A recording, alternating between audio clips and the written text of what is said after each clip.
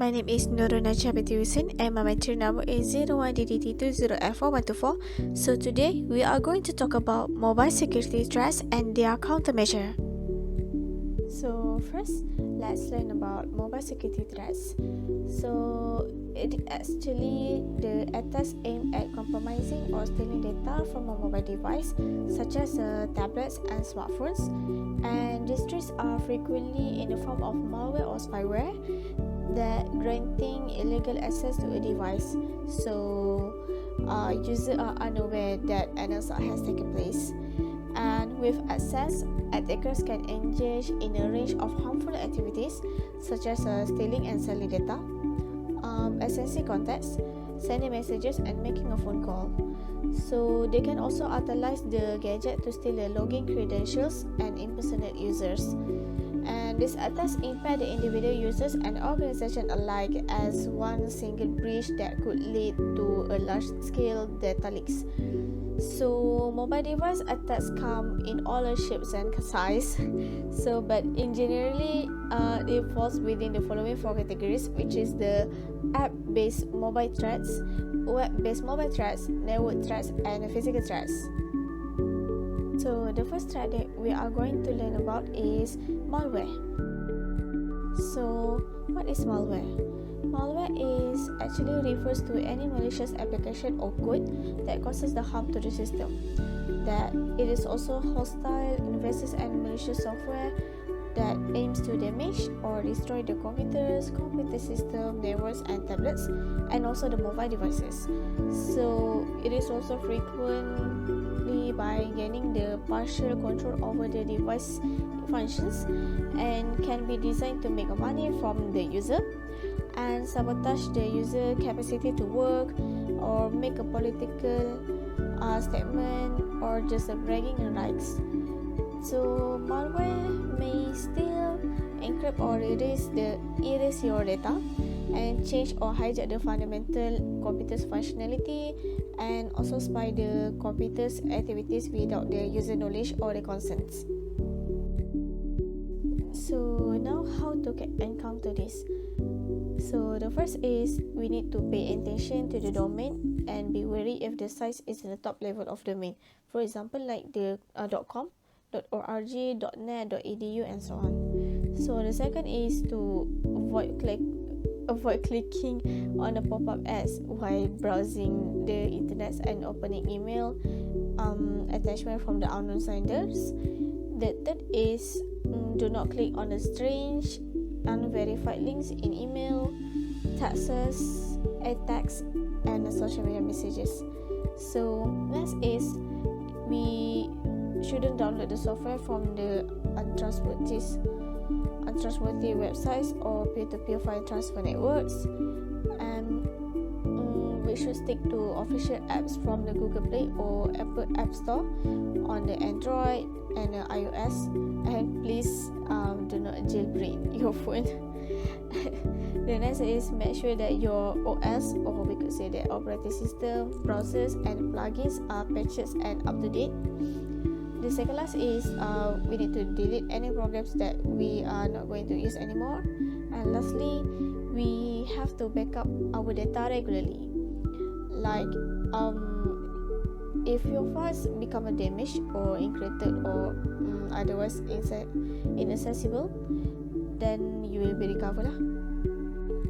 So when the application that encounter the threats is advanced, or we could say the advanced mobile security, so it is for to protect against the viruses and other types of malware, and it also divided to two types, which is iOS and Android. Now I'm going to present my part, which is phishing. What is phishing and how to prevent it? Phishing means a hacking technique that makes a user believe that they are interacting with the interface of a trusted third party, which, for example, bank, an administration, or even a well-known company, in order to exfiltrate personal information such as password, credit card numbers, social security number, and etc. Why are mobile phishing attacks so successful? There are a range of reasons. why phishing attacks are proving to be so successful and difficult to detect on mobiles. These include the mobile interface of a mobile device. The mobile interface conceals a lot of red flags that will highlight a potential phishing attack. Next, SMS, messaging apps, and social media. Users tend to be less suspicious about links on social media, and criminals have been quick to take advantages of this. Lastly, personal and business use of phones. Mobile are increasingly used for both personal and business use, making them a very attractive target for cyber criminals. The countermeasure that can be taken is for the user to use official apps. Users should only download apps from recognized and trusted app stores. Why? Because those official apps will check to prevent spoof of senders' addresses. Reliable protection against embed trojans or malware in phishing emails. They alert the receiver by confirming a phishing attack as a fake email even if it is looked to be sent from an official source. As we can see from Exhibit 1, phishing link is shared in a chatting app and the user copies the link to open it. The link also looks to be harmless, so this might attract the user to open the link as it looks like a genuine link, a genuine and safe link. In Exhibit 2, the link is pasted into the address bar in the browser to access it. While if the user uses an unofficial browser or untrusted browser, the user is really in high risk to be getting into a phishing attack. While this is because the link is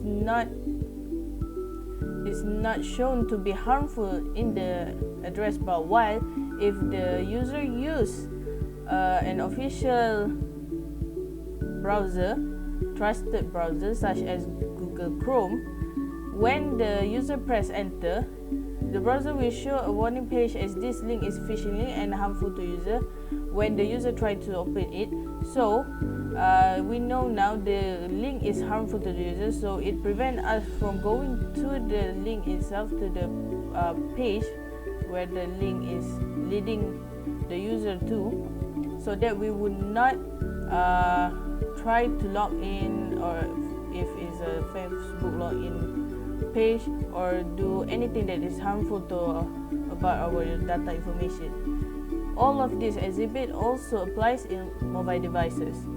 So that is all from my part. Thank you. Okay, salam sejahtera to pensyarah my friends. My name is Basra Lesson Matrix number 01GDT20F1103. So today I will present about the spyware. So what is about spyware? If you see, spyware is a design to gather information about a person or organization without their knowledge, and they pass that information to another entity without the consent, the customer consent. For example, such as user location, contact list, text message, private pictures, and email are some of examples of spyware. So spyware can be used to track and record activity on computers and mobile devices.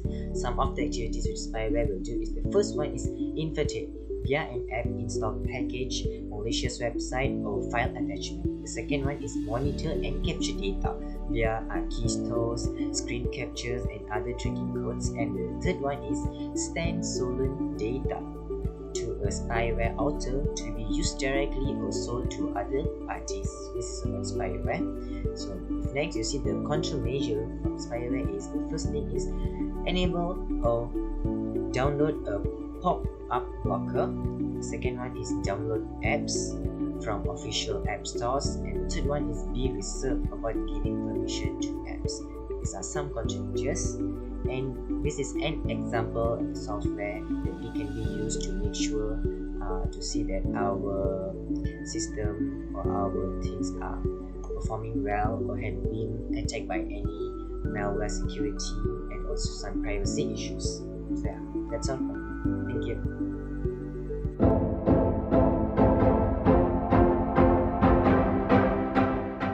Greetings, I'm English Murthy and my matrix number is 01DDT20F1054. So, today I'll be giving a rundown about mobile security threats and countermeasures. So, the famous threat that I'll be focusing on is drive-by download attack. So, let's jump into the slides. So, what is drive-by download attack? The drive-by download attack, it refers to the unintentional download of malicious code to our computer or mobile devices that leaves us open to a cyber attack. So we don't have to click on anything, press download, or even open a malicious email attachment to become infected. A drive-by download attack can take advantage of an app, operating system, or a web browser that contains security flaws due to unsuccessful updates or lack of updates. Unlike many other types of cyber attack, a drive-by doesn't rely on the user to do anything to actively enable the attack. Following that is the ways malicious drive-by downloads get into our devices. So first in the list, authorized without knowing full implications. So we take an action leading to infection, such as clicking on a deceptive fake security alert or downloading a Trojan. So next is fully unauthorized without any notifications. For an example, we visit a site and get infected without any prompts or further actions. So these downloads can be anywhere, even legitimate sites. So besides, there are also authorized downloads which might contain hidden payloads. For an example, a hacker creates a vector for malware delivery by sending us via online message adds legitimate program downloads. So next up is when we interact with the vector by clicking a deceptive link, downloading software, and etc. Besides that is the ways to avoid drive-by download attacks. So first, by keeping all website components up to date, which includes any themes, add-ons, plugins, or any other infrastructure. Each update likely has new security features to keep hackers out. Next, use strong passwords and username for the admin accounts. Keep our web browser and operating system up to date because new patches help seal gaps in their defenses where drive-by download attack could burrow in. So following that, use an internet security software solution on all our devices.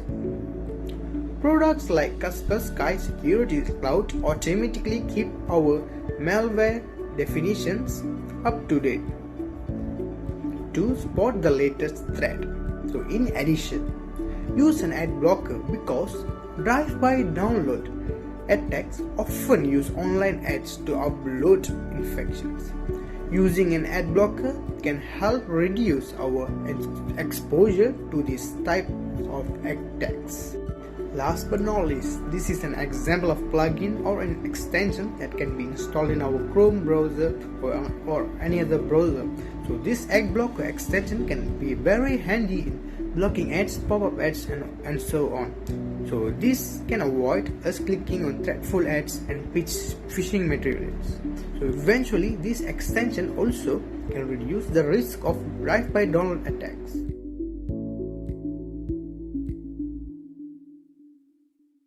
So hello guys, I'll be doing a quick demo on how to install an ad blocker extension on our browser. So for this demo, I'll be choosing Chrome as my demo browser.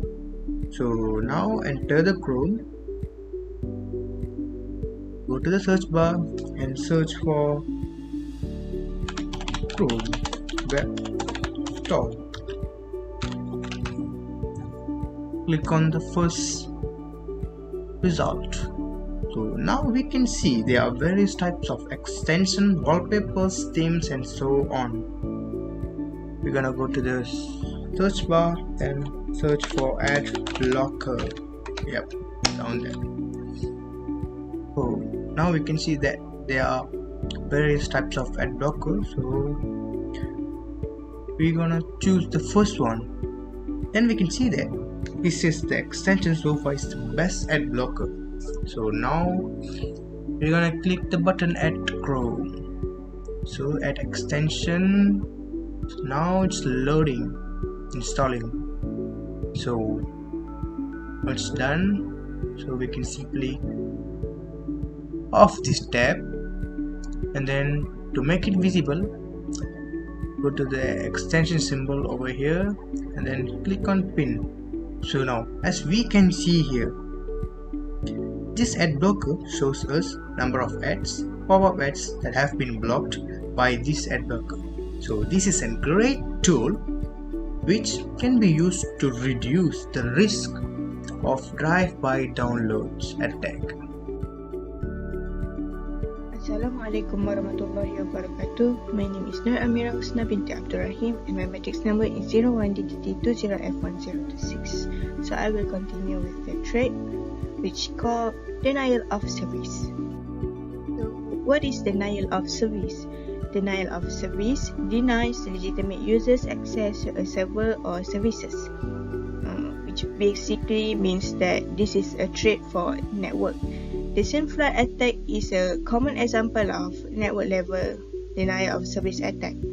It is easy to launch and difficult to trade, like a mystery trade. And then the aim of the attack is to send more requests to a server that it can handle, and it will happen the flood attack. The attack exploits a potential vulnerability in the TCP/IP connection establishment mechanism and floods the server's pending connection queue. So what is the countermeasure of the denial of service? So we have here 3. Apply the latest service packs. Harden the TCP/IP stack by applying the appropriate registry setting to increase the size of TCP connection queue. And lastly, use a network intrusion detection system because this can automatically detect and respond to the scene attack. So I will continue the explanation of IDS because I choose IDS for the countermeasure of this threat. Before we want to encounter denial of service, so we need to know what is intrusion detection system. So an intrusion detection system IDS is a software specifically built to monitor network traffic and discover irregularities. So the base intrusion detection system are built to collect network traffic from all devices via NIDS and HNDS. So IDS is designed to observe network traffic and match traffic pattern to known attacks. So the IDS will detect if any attack occur. And then through this method, sometimes called pattern correlation and intrusion prevention system, could determine if unusual activity is a cyber attack. So basically, intrusion detection system it detect the denial of service when it occurs. So the example software for IDS is McAfee. McAfee is an intrusion detection system (IDS) designed to bring real-time threat awareness to your physical or virtual network. So McAfee is one of the IDS. So that's all from us. Thank you.